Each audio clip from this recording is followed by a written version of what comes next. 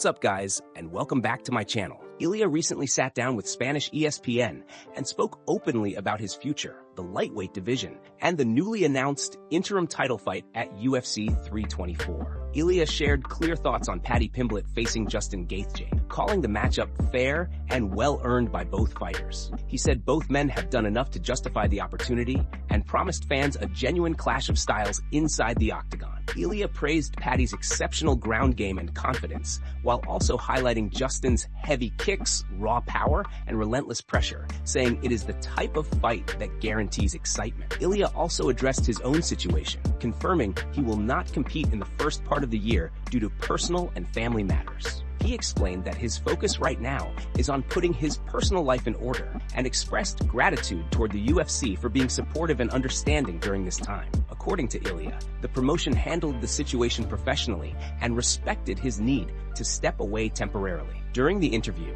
Ilia revealed he has moved past the controversy surrounding Paddy's past tweet involving Russia and Georgia. He said everyone makes mistakes, people slip up, and what truly matters is what happens inside the cage. Ilia made it clear that personal issues and past comments should not overshadow the sport itself, adding that the fight is what fans really care about. Ilia also hinted that if Justin defeats Paddy, the UFC already has different plans in place. He suggested that he may not face Justin next and that another matchup could be targeted instead. While he did not give specific names, he made it clear that the division will continue moving and that his eventual return will be calculated and meaningful. Family remains the top priority for Ilia right now, but he promised that once everything is settled, he will return ready to deliver the kind of performance fans expect from him. He kept an open mind about potentially facing the interim champion early next year, and said he is excited by any challenge that comes his way. The discussion later shifted to analysis from Bisping and Felder,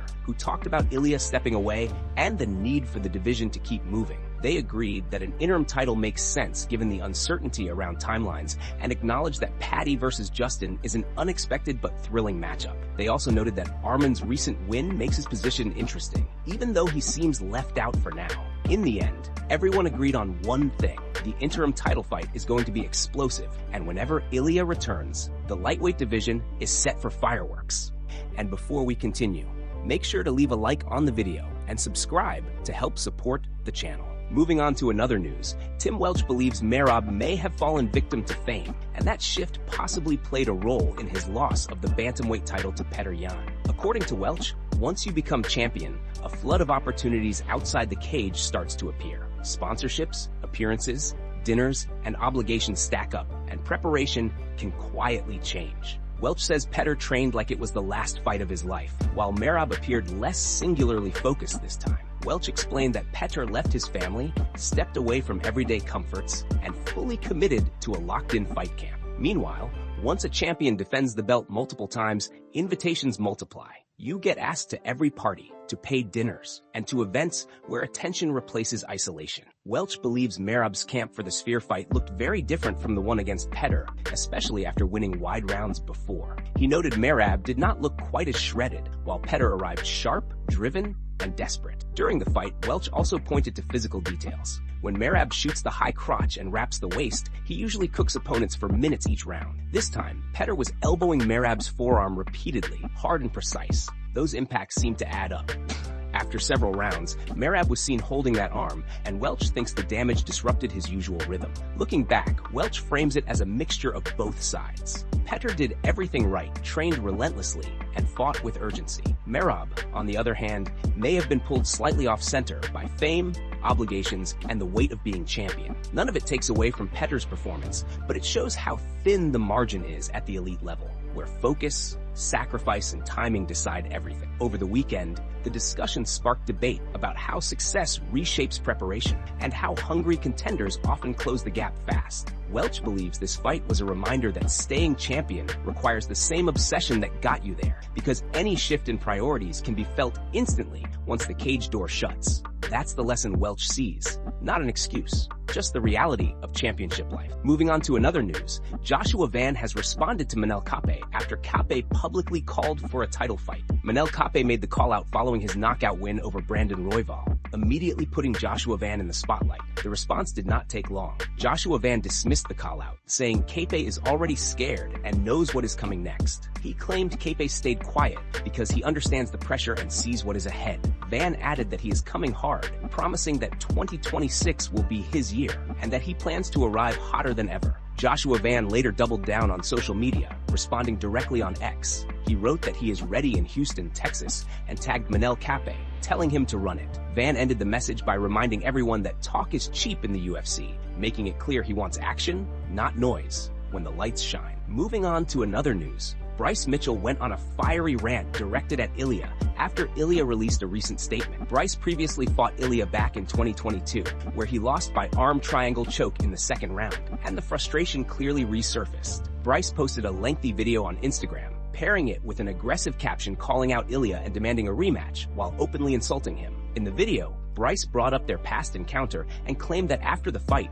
Ilia mocked him by wearing overalls and making fun of his farming lifestyle. Bryce said Ilia found it hilarious that he works on a farm and wears overalls, and he took that personally. He claimed this disrespect stuck with him and added fuel to his anger years later. Bryce then escalated his comments dramatically, accusing Ilia of serious personal misconduct. He repeatedly used harsh language and insults, saying those accusations were the reason for his outrage. Bryce framed his words as moral condemnation, saying he grew up without a father and would rather have no dad at all than one who hurts his family. He described such behavior as unacceptable where he comes from and claimed it would lead to severe consequences. Throughout the rant, Bryce continued attacking Ilia's character, saying Ilia did not deserve respect and labeling him a coward. He claimed he would fight Ilia again, fight his brother as well, and insisted the previous loss only happened because he was not healthy at the time. Bryce repeatedly stated he would beat Ilia if given another chance and demanded a rematch. Bryce then shifted into religious language, saying he was not perfect himself and admitted he falls short, but urged Ilia to repent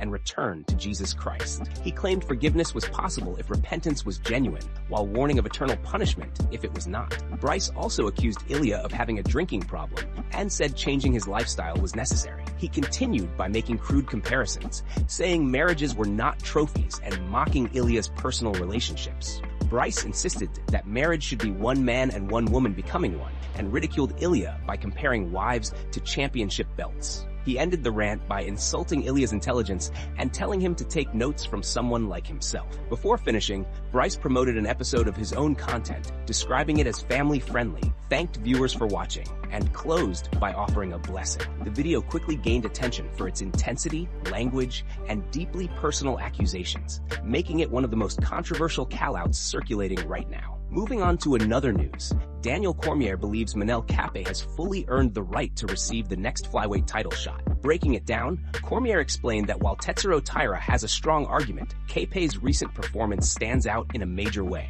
Tyra defeated a former world champion, and that win carries a lot of value. It is easily the best victory of his career, but Cormier noted there were still some lingering debates around that fight. The bout appeared to start early. Brandon Moreno looked confused in the moment, and by the end, there were people saying Moreno might have been able to continue. Cormier made it clear that no one is saying anything like that after watching Manel Kape's fight. What happened against Brandon Royval left no room for doubt. There was no controversy, no hesitation, and no debate about whether the stoppage was justified. According to Cormier, that matters when the UFC is deciding who deserves the next opportunity. Clean, dominant finishes separate contenders from the rest of the pack. He also pointed out an important detail when comparing resumes. Petr Tyra lost to Brandon Royval just a couple of fights ago.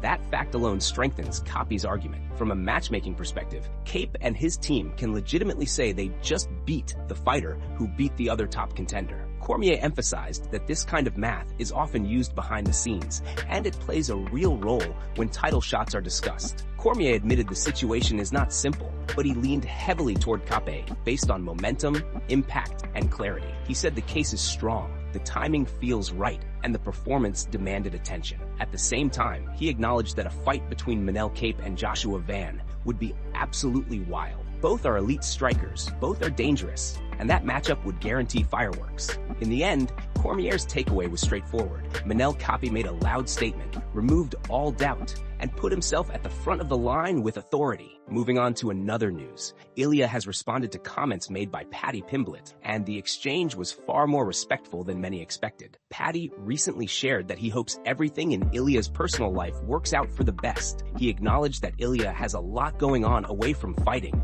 and made it clear that those matters have nothing to do with what happens inside the cage. Paddy said, "Family always comes first," wished Ilia well, and stressed that his only focus is eventually fighting him in the Octagon. Paddy also added that if Ilia does not return by June or July, there is a possibility the belt could be vacated. He suggested that the division will move forward regardless, and that he is ready for whatever opportunity comes next. Despite the competitive tone, Paddy kept his comments respectful when it came to Ilia's personal situation. Ilia responded calmly and with maturity, acknowledging Paddy's words. He said he has always viewed Paddy as a very entertaining guy who has done a superb job building himself in the sport. Ilia admitted that Paddy made mistakes in the past, including a tweet involving Georgia, but pointed out that everyone learns from their errors. According to Ilia, growth and understanding matter, especially when it comes to sensitive topics like family. Ilia explained that he noticed Paddy genuinely understands family issues and respects them.